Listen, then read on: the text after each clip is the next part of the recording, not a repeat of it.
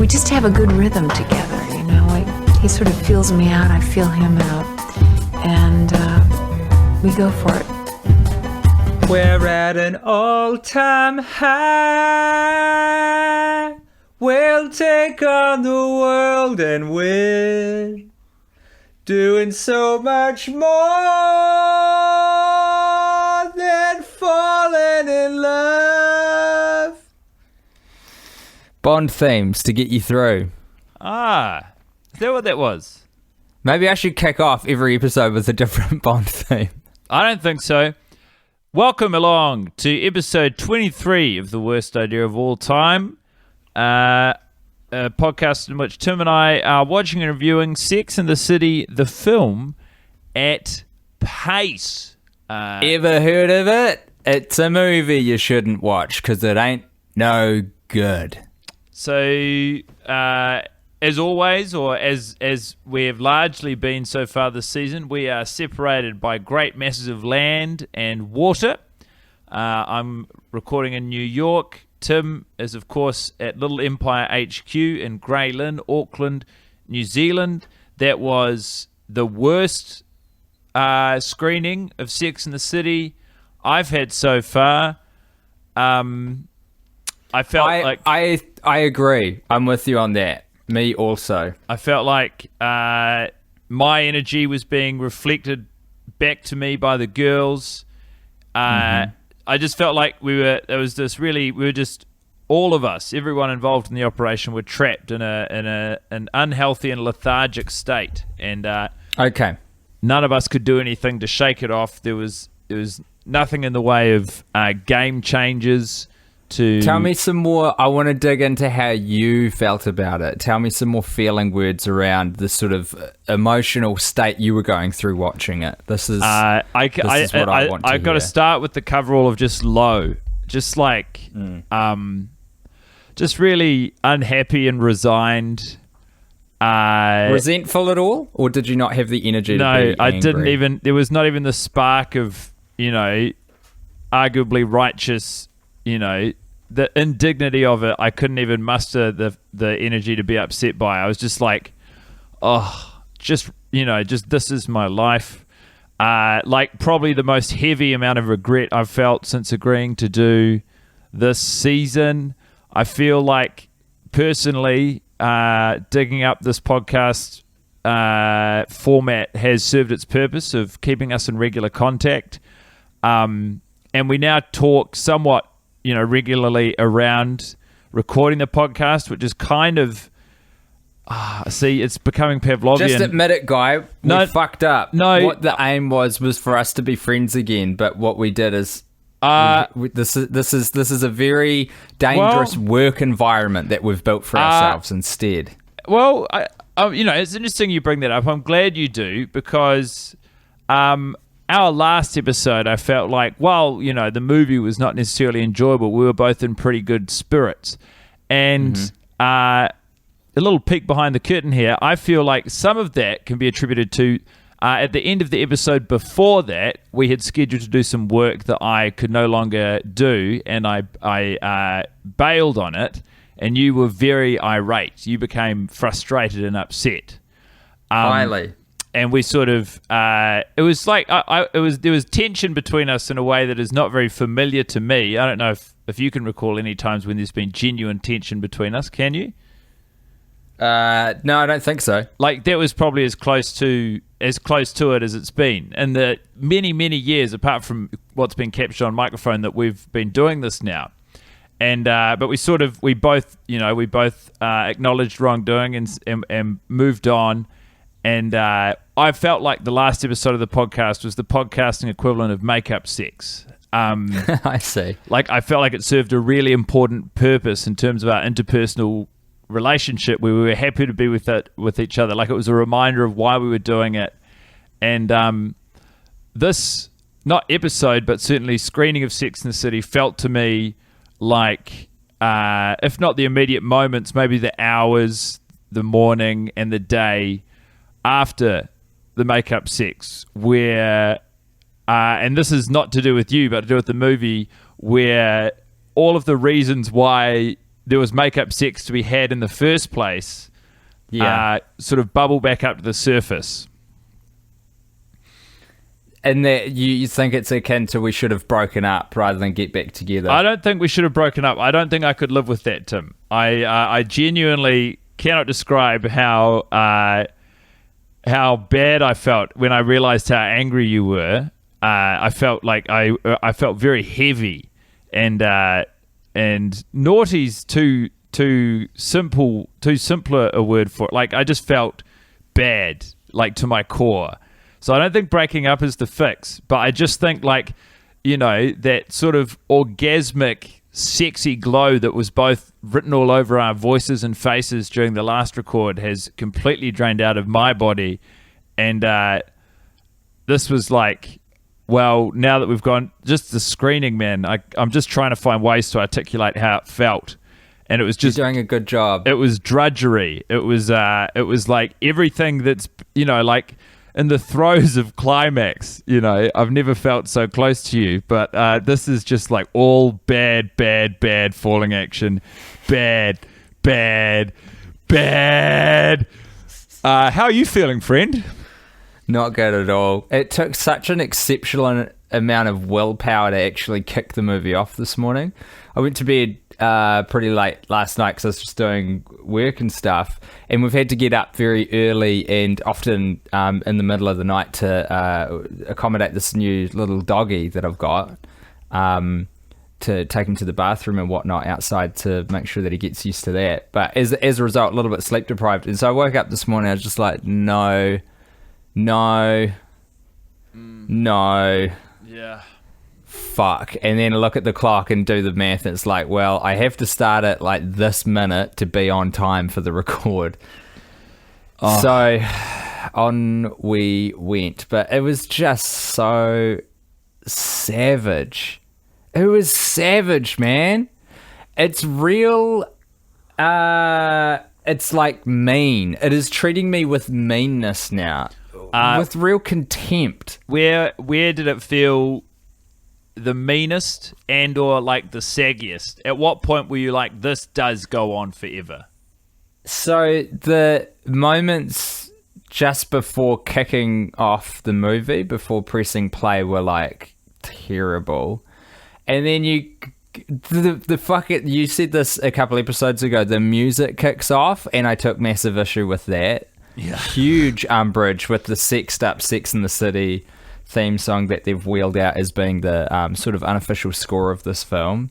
That really perturbed me. And I was just feeling so defeated, really hopeless.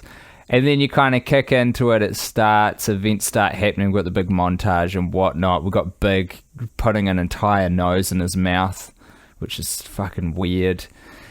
And then you kind of get through some things are going on, but it's the fucking dress sequence, man. Every time, so many dresses. So many. Just hanging out with old friends, like Stanford Blatch, Charlotte York, I can't remember, and then she starts reeling off the brands, right? Yeah. Here's what I want to do, Guy. Like Vera Wang. I wrote them all down this week, Tim. And Caroline Brown. And Christian Lacroix. And Maya Gown is all I could make out. And Dior. And Oscar de la Renta. And finally, Vivienne Westwood. A dress so beautiful, it could draw a tear from even the most... Fuck, what's the word she uses? Is it cynical? Yeah, I think so. Even the most... Unbelieving? Even the most cynical. Unbelieving. Wedding guest or something like that. Fuck. I'm getting better each time, but I'm still not where I should be with the script. Okay, here's my offer, Guy. I'm on cosmopolitan.com because I've just searched for the Which Sex and the City gal are you? You ready to dip in? We're going to do a quiz. Okay. Now, I want you to know that the first thing is, you know, websites now when you go on and like every fucking single one of them is like, hey, do you want notifications on this website?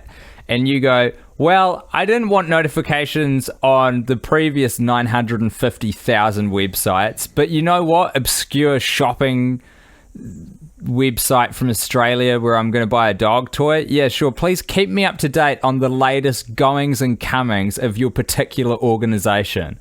I need to know. Please embed them into my browser so my web experience can be truly complete. Anyway, Cosmo's version of that is they've got a little dialogue box that says, want to stay on top of all the shit you actually care about? Sign up now. The two options, guy, are obviously and I'm boring. Well, I don't even know if that's legal. This feels like the wording on that runs afoul of the EU regulations. It feels like you can't just witness tampering. I'm boring. It does, yeah, exactly. And, okay, so we get past that dialogue box. Then it says, Cosmopolitan, want makeup hacks that will change your life? Enter your email for secrets and shortcuts. Fuck off. Bring me to the quiz. I would like to say this, Tim, and feel free to push back. This is as low as we've been this season. Yes. Yes. I know it's not appealing, but this quiz, this feels like a celebration, a triumph. This feels like a distraction. It feels like a moment's escape from these awful feelings that we're both having. I am much more interested in hearing you drag yourself through the muck and the mire of your current mental state than I am in knowing which Sex and the City gals we both are, because the answer is clear to me. Yeah? I'm a Miranda. Well, let's test if that's true. Surely there can be no greater authority on this than Cosmopolitan magazine. Okay. What do you say, buddy? Here's the thing, guy. There are a few different... I was going to say there's two kinds of people in this world. Maybe that's true. Let's run with that for a second. There's two kinds of people in this world. There's the kind of people who, when they get sad, they put on Adele and they celebrate their sadness and they stay in it, and often they stay there for too long and they just want to, like, feel all the negativity, process and go through it. And then there's people like me who just want to forget about all that, put on some Venga Boys, and just dance your woes away. Let's do this quiz. I think I'm a positive person. I like to feel good. I think that's established. I mean, you know that, Tim. It's canon. But there's value in leaning into the misery. Not just in this instance. There's value in allowing yourself to feel sad. Because once the quiz is over, we're still in the same quandary, you know. Or then we will cross that bridge when we come to it. We've still got I'd like 29 more screenings of this movie to go. Don't say that. Why? It's that true. Is a disgusting thing to say. Not even over the halfway mark. This is how it feels. Hey, mate, what you just said out loud is fucked. You're fucked, this mate. is what it's meant to feel like, Tim. This feels familiar. This is where we got to at this point with Sex and the City too, I think. Yeah. It was right around this. This is a familiar neighborhood. I've been in the suburb before. These houses. I know these houses. They're broken down. It feels scary, and I can feel it. It is a physical presence that I can feel all the way from my chest down to the bottom of my heels. Like this just this dread, this deep dread. Oh, baby.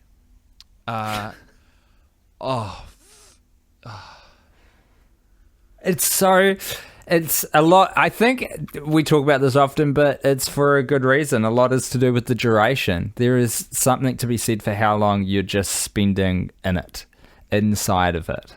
It's far too long. That's meant to be what makes it funnier. Anyhow, I am now that I've communicated that feeling I feel sufficiently, I'm happy to take this quiz so that those 29 looming screenings can be taken secure in the knowledge which character I am, according to the good folks at Cosmopolitan, meant to empathize with the most. I can barely talk. I can barely summon words right now. Hey, Guy, I believe each question will play out like this. There is a question and then 4 possible answers. You tell me what one you relate to the most. Love at first sight is absolutely real. Forget love. I'd rather have sex. Cute in theory or utter fiction? Cute in theory. Oh, that's a good answer. Guy, you haven't got any action lately. You pull out your handy vibrator, focus on other things such as reading and jogging, go on the aggressive meeting people, friends, dating apps, you'll find someone. Or, finally, there's something called Tinder that can easily take care of that. Those last two are pretty similar. Yeah, it's a tough one to answer. I feel like it would be, I would action it somehow.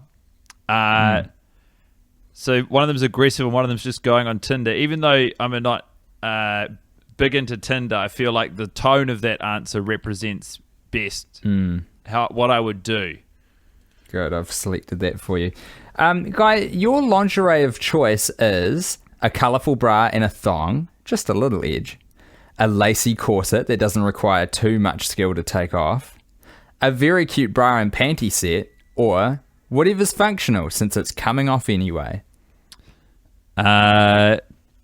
Probably I do like matching, but I think I would wear no, I don't know that I would wear a thong. It's a pain in the, but I think this is actually quite fun. I think I would wear. I'll go for the thong and the fun bra. Is it a fun bra? Okay, so there's 2 options you're leaning to. One of them says a colourful bra and a thong, just a little edge. Yeah. The other says a very cute bra and panty set. I think I like the just a little edge. I like that tag, so Okay, I'm going to go for that. Great. Guy, the guy you're into is starting to fade. What's your last move? Is it A, an invitation to a home-cooked meal at your place? B, an invite to meet you at the bar where you'll look your hottest? C, some decent sex, ending with a promise that if he comes by, you'll give him a night he'll never forget? Or D, a text straight up asking what the deal is, and if he's not interested, he should just stop talking to you now? I got to tell you, I think I would go to the bar, and yeah, that's largely because I feel like, if you're not sure how your energy is with this person, I don't want them in my house risking like a night of shit conversation trapped in my own home. Hard out. That's a great answer. Text is too indirect, and I don't think I would ever be capable of sending a message being like, I'm going to give you the best night of your life. That is... Can I ask you another question as well? So I think we've got our answer there, which is the bar. Just a little detour question. Have you ever captured your genitals to digital media somehow? Have I taken a dick pic? Yeah. Yes. Good shit. That's not on here. That was a quiz for me. Yeah, I guess as much. Why are you curious? It's just something I'm always curious about with people. Have you? I haven't, but I think it's because I'm quite paranoid about technology. Yeah. I've never committed my junk to that's sensible. a computer. And I can't imagine achieving enough success that would be of interest to anyone. But what can I say, Tim? I live in. You've been naked on stage, though. I've seen your penis, and people. I'm pretty sure I'm naked in other people's photos, which is a slightly different thing. But there's a big difference between the knowledge that there might be your flaccid penis might be in circulation and your erect penis feels to me like a more private penis. It's a hell of a statement piece, isn't it, having that photo out there? Absolutely. Your relationship deal breaker is when the guy, A, is just too clingy and generally asking for too much time. That's not grammatically correct. Is just too clingy and generally asking for too much time. I understand the gist of it, though. Keep going. Just has too small a dick. Sorry, you have needs. Won't emotionally connect with you. Or won't put you first. It's between the emotional connection and the clingy one. But I'm going to go for won't emotionally connect with me. Okay. Guy, you had two great dates with a guy you just met. You, A, are ready to call it and switch to one of other 5 guys you're dating. Dude's no sensation in bed. You can't change the premise of the question in one of the options. B, suggest an original date, cooking together, film festival. That'll totally charm him. C, wait for him to text, since you know if he's interested, he'll pursue you. That's more romantic. Or D, after Facebook stalking and getting all the intel possible to confirm he's not crazy, reach out and suggest dinner. What? I don't understand. This one's... So what? We've already been on 2 great dates, and it's What like, the shit? what do I do next? Yeah. I guess I go on another date, whatever the closest to that option was. Yeah, I think suggest an original date, cooking together, film festival is probably the... Yeah. Yeah, that's the closest. Yeah, that's the closest. This one's fucking all over the map. Sort it out, Cosmo. Guy, what's your favourite sex position? A, cowgirl. B, missionary. C, what isn't? Or D, you don't really have a favourite one. You're into mixing it up. D. Good man. A guy takes you out to drinks and you want to impress him. So you order A, whatever he's having, because you can take it. B, wine, because you're totally sophisticated. Sorry, it's wine, because that's totally sophisticated. C, sex on the beach, just because the word sex is in it, and he should take a hint. Or D, whatever you want, because your conversation should be impressing him, not alcohol. Such a sassy... Obviously, it's option D. You mean so like it's stupid, like though. you go out for you're asking what you want, though. The question is like, what do you want to drink? And the answer is whatever you want. It's like, yeah, okay, sweet. What's that? Right, yeah, but the others are all tethered to, how you assume it's being interpreted. But it was the only one which represents any sort of amount of genuine free will. There we go. Okay, guy has agency. Roger that. How far through this quiz are we? Oh, and there's no way to tell. Oh my gosh. Guy, what's your true sex fantasy? Is it A, the most charming guy in the world after proposing so romantically, of course, takes you home? B, you're seriously asking that? C, a super buff, handsome guy whisks you away to a luxury penthouse and you go at it all night? Or D, this blank won't do it justice. It's that intense. Was there only 3 options? There's 4. So, charming guy in the world, most charming guy in the world. The B is just, you're seriously asking that? C is a super buff, handsome guy at a luxury penthouse. And D, this blank won't do it justice. It's that intense. I interpreted you saying you're seriously asking that as a critique of the quiz. Fair enough. That is written in my voice. What is the question again? Your true sex fantasy. My true sex charming guy, buff guy, you seriously asking that, or this blank won't do it justice? It's intense. Charming guy. Oh, no. Buff guy. Buff guy. Buff guy includes a luxury penthouse, and you go at it all night. To be honest, yeah, charming guy feels too realistic to me, whereas buff guy's kind of like that is a bit more of a fantasy. Yeah. Oh, that was it. That was the last one. Guy, guess who you are? Honestly, I have no idea. Guy, you're Carrie Bradshaw. You're confident, fun, and not afraid to put yourself out there and see what you find. Your firm sense of who you are is something people totally envy and flock to. Be true to it against the jerks who come along. Well, that's very sweet. I remember when we first started watching Sex and the City 2, I identified with Carrie, or wanted to be Carrie the most, if only because I feel like I am the lead in this, the romantic comedy that is my life. Mm-hmm.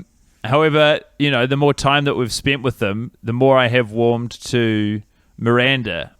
And I stand behind that. But,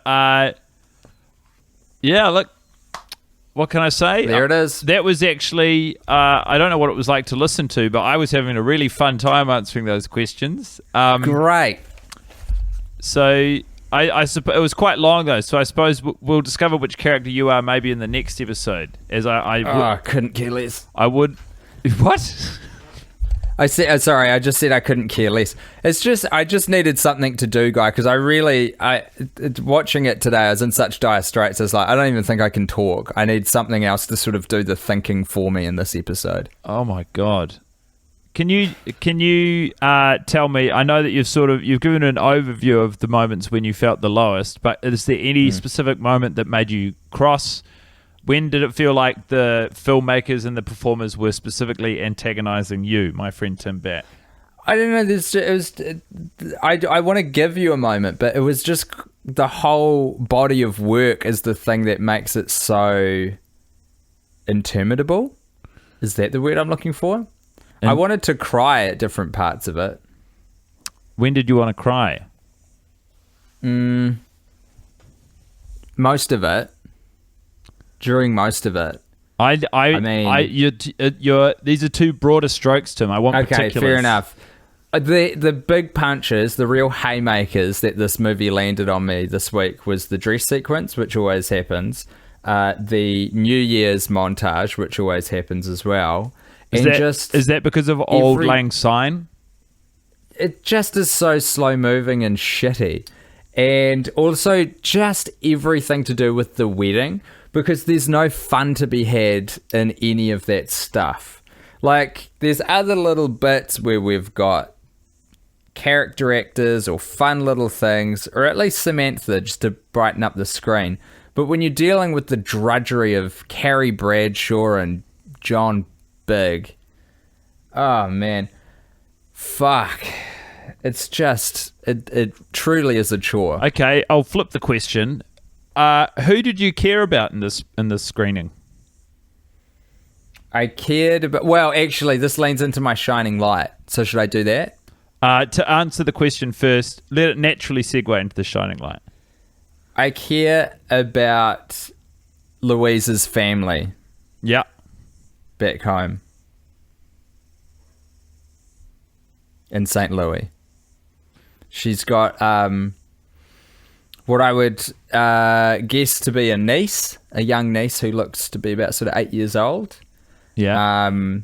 She's got a mum and a grandma, and they're all dress shopping or doing the fitting for the wedding dress for her coming nuptials. And they seem like good people, and we don't see very much of them. That was your shining light, though. It wasn't my shining light, guy, because you told me not to do the shining light yet. Here is my shining light. Don't be snippy with me. It is when the little girl, who I'm guessing is Louise's niece, says, that dress makes your boobies look big. And then Louise says, Mama, can you take her? This is a work call.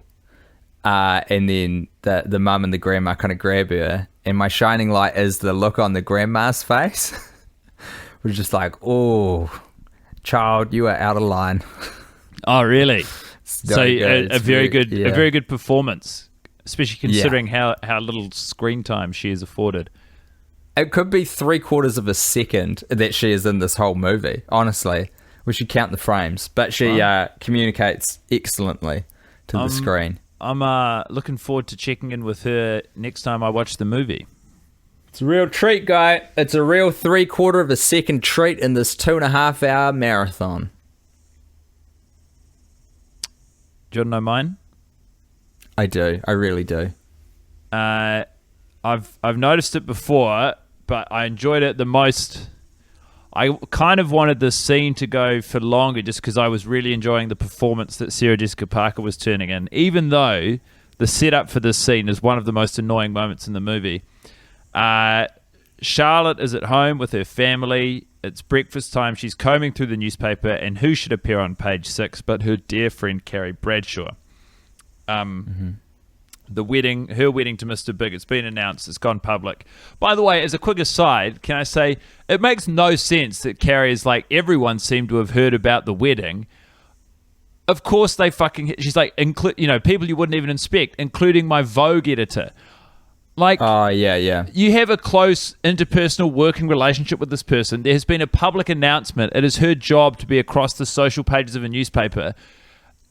It is totally reasonable to expect this woman to have caught wind of your wedding. Like, the idea that it's a surprise, it's this sort of faux humble thing that really fucking gets under my skin.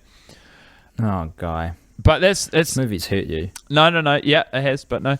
But before that happens, she calls up and she says, your wedding's in page 6. And Carrie is lounging around at home with Big. They're having quite a leisurely morning. It looks like possibly a weekend. And she's... definitely a weekend, I reckon.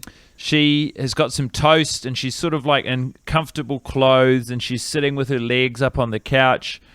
And it's that whole... I sort of thought of it as toast acting. But that whole... Yeah. The whole energy, the way she sort of just glides through the scene, the way she sits, the way she chews, the way she sort of refers back to Big... between, the information that Charlotte's feeding her. I just thought it was an absolute masterclass. And I'm a big fan of actors, or not of actors, but in my limited experience of acting, I'm a big fan of having something to do with my hands. It's interesting when you try to act, it's probably the most aware you'll ever be of your hands and generally your lower arms, because you're like, oh, wow, what am I doing with these all the time? And I mean, not that I think Sarah Jessica Parker needs a piece of toast to be convincing in a scene, but I just thought it was honestly it was it's pretty upsetting because it came so early in the movie, but it was a real fucking really was. Were you sort of thinking in your head that if you had been cast as Carrie Bradshaw in the film make of it, you'd be very grateful for that scene because you'd have I think that's definitely part of it. Like, in my mind, I was like, well, if this was the audition scene, there'd be a chance. You would nail it? Not nail it, but I would feel more confident with that being the audition scene than, say, the scene where they're looking around the apartment and I don't have a brief of what to do with my hands. Yeah.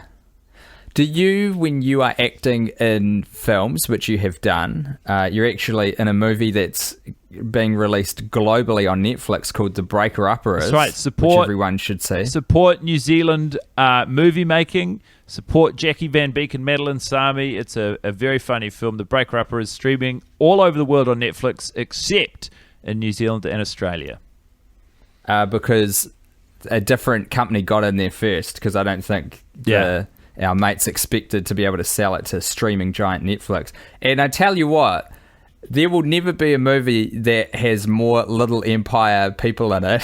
Rose is in it, Rose Matafeo from Boners of the Heart. Pax Asadi is in it from the frickin' Dangerous Bro show. Who else is in it? Chris Parker is in it, isn't he? Yeah, Chris Parker, Nick Sampson. From the Male Gaze, Nick Sampson of Walkout Boys. It's fucking head to toe podcast hosts who are dabbling in acting. That's how I want to frame it. Yeah, absolutely. Podcasting is everyone's main vocation. That is true in New Zealand. I had what were we talking about just now? Sorry, I feel like I derailed. You're asking me a question about acting.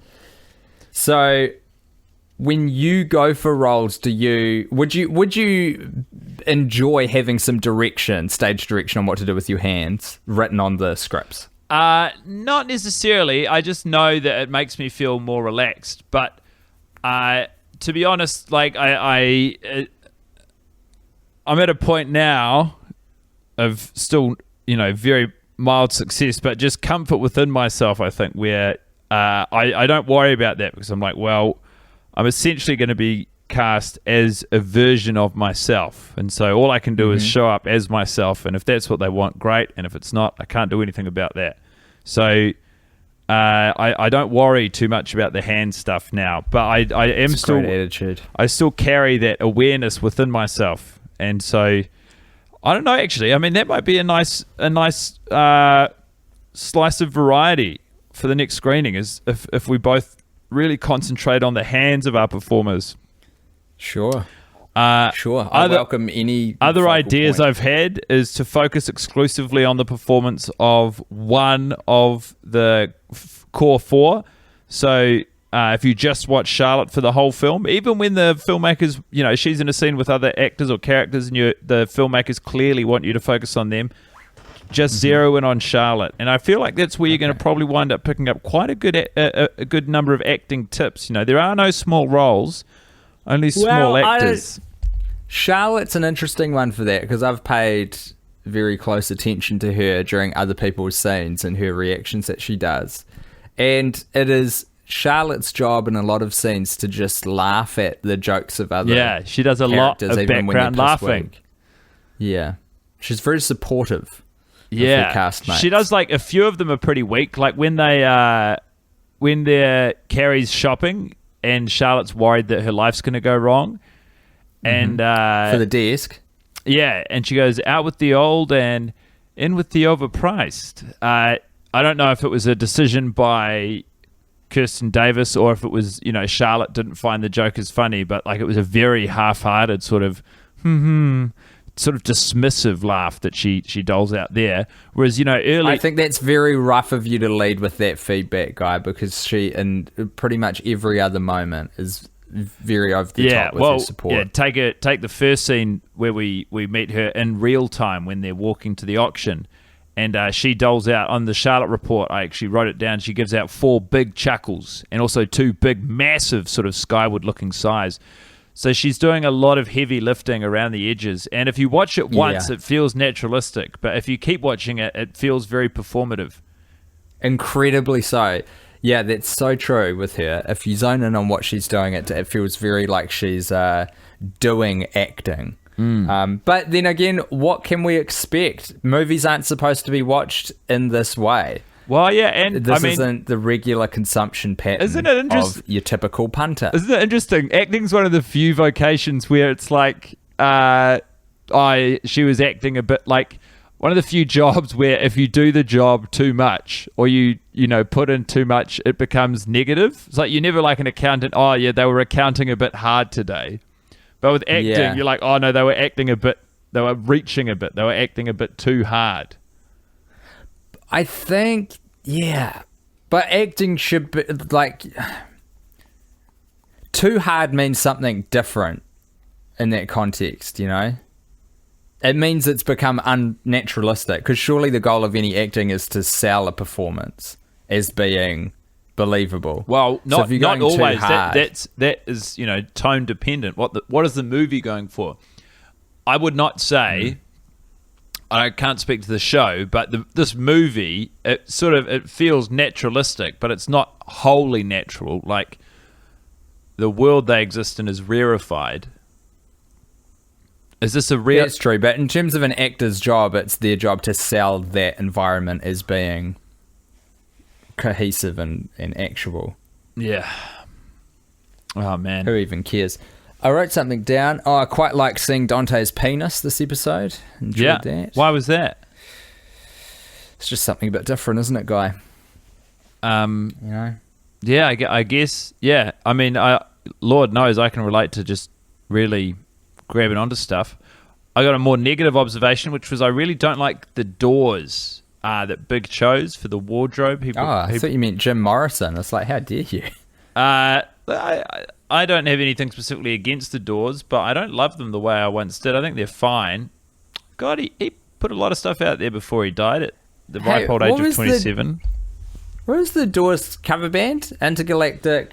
No, that was the Kinks. And oh fuck, it was too the Kinks. They were called Intergalactic Glory Hole, and the songs, of course, not performed in the style of the Kinks, but as one of those sort of upbeat late 90s, early 2000s ska bands. Yeah, that's right. I do want to just finish this point that the Doors, and I don't know why I would expect Mr. Big to have any taste, because the way he dresses himself in this film is appalling. The cut of the suits is, I don't know. I don't know if it was meant to represent the meltdown he's having, but Jesus Christ, it's hard to get behind this guy. But he chooses these doors that he puts in front of the hanging racks and the wardrobe. I fucking hate when people put doors in front of the racks. I mean, spaces that are not so much in their home, I guess. Lord knows where they found the space for this huge wardrobe. I imagine it cuts a huge chunk into the courtyard, just this horrible protruding box. But you're so right about that. I cannot imagine a blueprint where this wardrobe works. If you look, if you paint a floor mat when they're walking around the house initially, and then you see the size of this wardrobe from what it was, it screams. Doesn't make any sense. It screams of compromise in huge other parts of the house. But I don't like these doors. I really fucking hate these doors.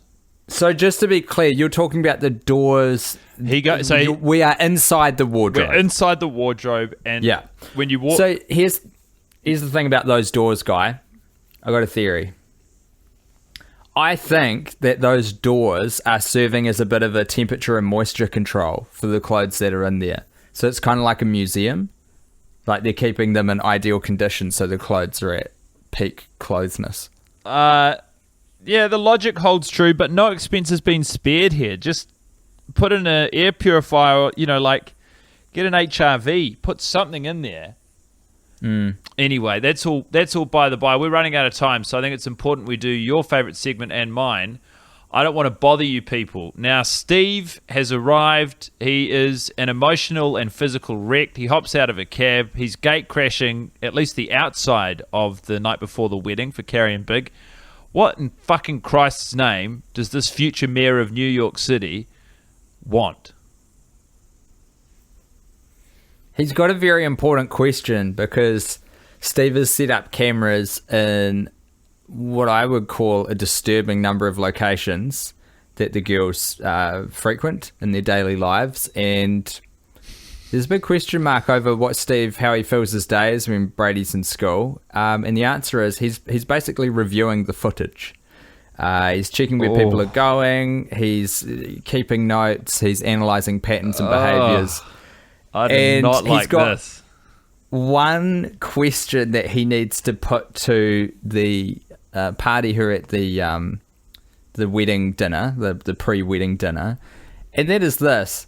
Hey guys, do you think that the guy that Carrie walked past to get to the lift at Vogue is the same guy who sold them that penthouse apartment?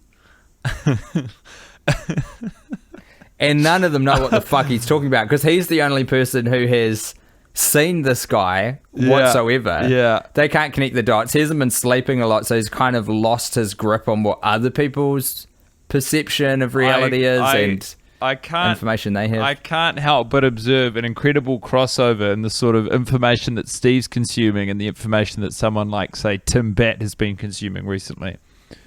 There's crossover, no doubt about it. Hey, but what do you think of that question, though? Do you reckon it's the same? Do you know the guy I'm talking about? Look, unlike you and Steve, I'm just not quite up to speed with the imagery. So in addition to the grandmother, the hands, the individual performance of one of the core four, I'm now also going to be keeping an eye out for this character on their way to the lift. Okay, cool. It's it is. I'm like 99% sure it's when she's in the Vogue building, and they even say, I think there's some AD. Oh no, it's not ADR. She responds. Someone says like congratulations, and she just pushes past two people to get into the lift.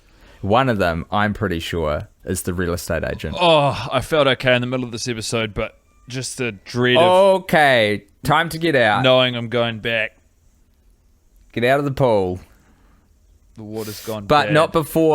not before you give me a haiku to describe your emotional state right now, and then I will do the same. Or I could lead if you wish. This movie is long. Life is very short.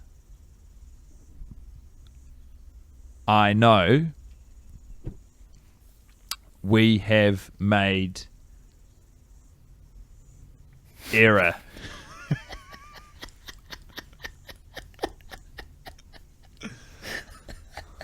This feels like bullying. Can you hurry up? Sex and the City. I need not watch this no more, for I am a man.